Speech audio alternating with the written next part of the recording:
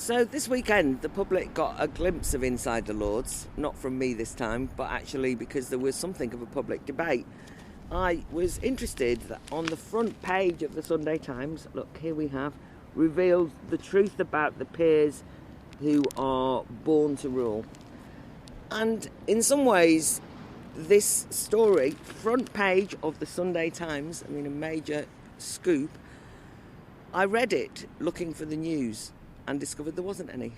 This was an article about the number of hereditary peers that there are and how much they cost the taxpayer.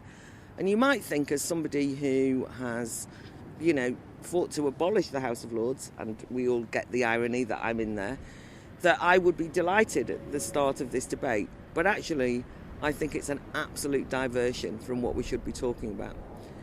But the big question is, how did it get on the front page of the Sunday Times? And that itself is a story from Inside the Lords, because what's going on is that there is an election for the leader of the House, the person who is the Speaker of the House. And one of the candidates, Baroness Hayter from the Labour Party, is campaigning against the hereditary peers. And she is quoted in the article. So let me tell you, the hereditary peers have existed for an awfully long time. I mean, that's the whole point. The egregious nature of them is that they hand down their titles. So there's nothing new in this, because even the revelation that they're all white, the hereditary peers in the British aristocracy, and that they're all male, yes, that's because the British aristocracy have got a mad system where the male inherits, isn't news. But Baroness Hayter has obviously had an influence on this discussion, and her campaigning to be the leader of the House means that she got her story on the front page of the Sunday Times. And the big question for me is, should we be bothered about the hereditary peers?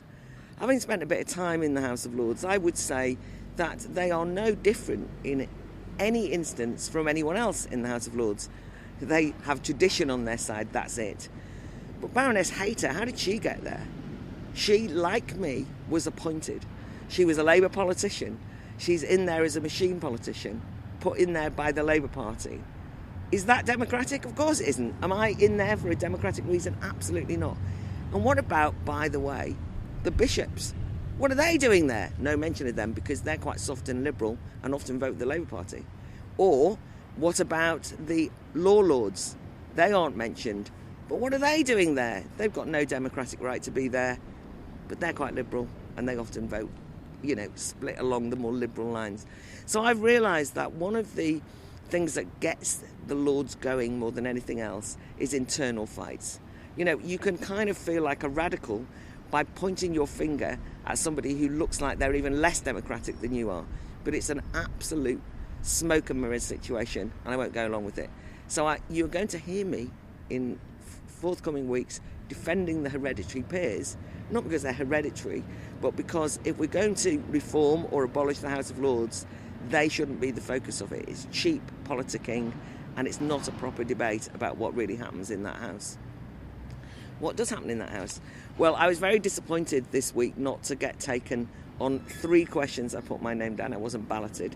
But there was one question I wanted to refer you to, which was Lord Austin of Dudley asked Her Majesty's Government what assessment had been made of the statements by Professor David Miller about Jewish students, and what discussions they've had with the University of Bristol and the police about the steps being taken to ensure the safety of such students.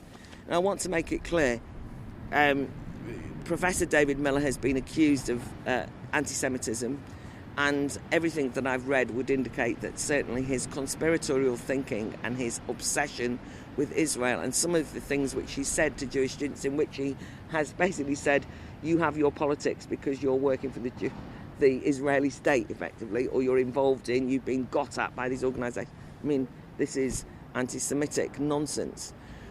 But I think it's just interesting that should come up in the House of Lords, that you can use the House of Lords in that way to name someone. I mean, and also I was glad for once that the government slightly resisted and said, what happens in university got nothing to do with us. That has to be up to the university. And it's just a reminder that, and what I would have said was that you can't use student safety, you can't use even anti-Semitism, which I feel very strongly about, and have argued against the rise of anti-Semitism on the left for many years before it was even fashionable.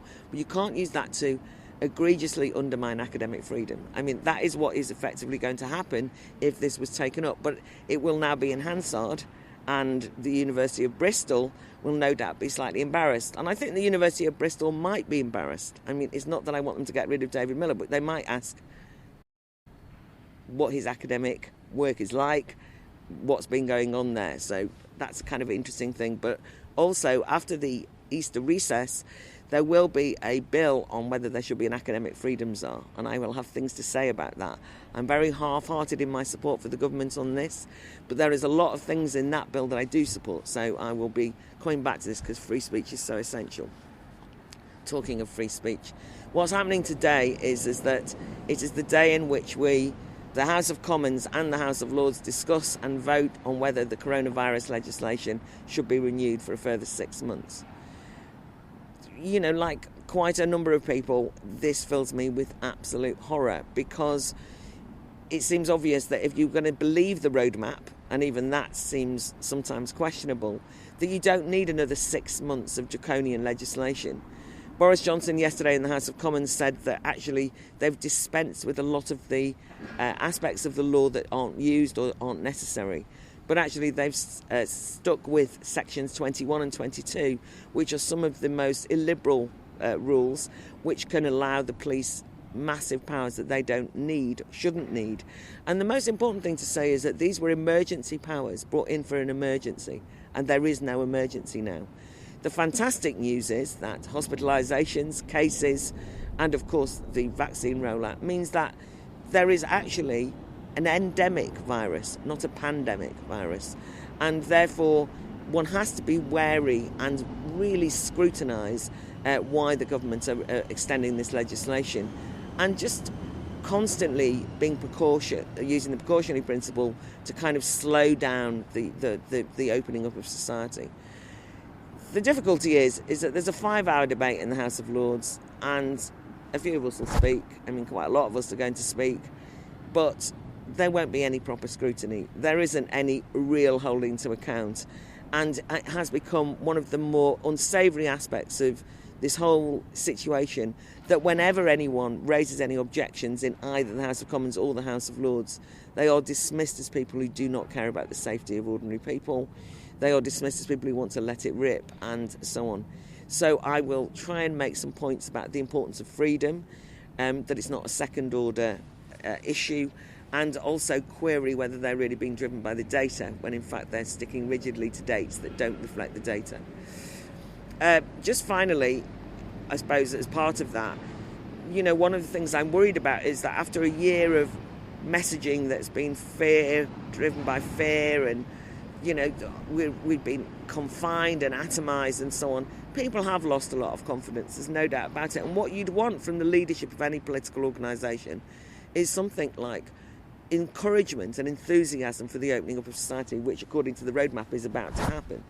Which is why I think that the messaging behind keeping these laws on the statute books actually implies that we are actually not at the end of it at all, and it's not going to encourage people. So we're going to have to encourage each other, I think. That's the important thing.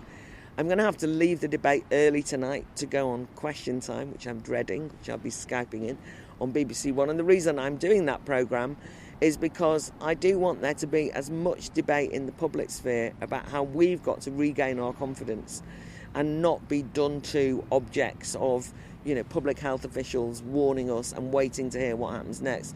We have to grab our freedom back. Legally, all right, within the framework that's laid down by the government, but we cannot just passively sit by now. We're going to have to rebuild society, and that's going to take some doing. One little aside is that there's a regret motion in the House of Lords today put forward by the Lib Dems. I mean, the Liberal Democrats have discovered that they're Liberal and Democrat, which is a rather unusual occurrence in this day and age, but we're rather glad, because the Labour Party are likely to abstain and more or less go along with the government, and there's no opposition. So just like I'm saying we have to learn to be confident enough to re-grab our freedom, we're also going to have to rebuild our politics. We're going to have to rebuild the public square. We cannot depend on the mainstream political parties. They just have proven themselves to not care about the freedoms of ordinary people. we are dispensable with, and we are told to sit on the couch and listen and be grateful when we get any bit of freedom back from them.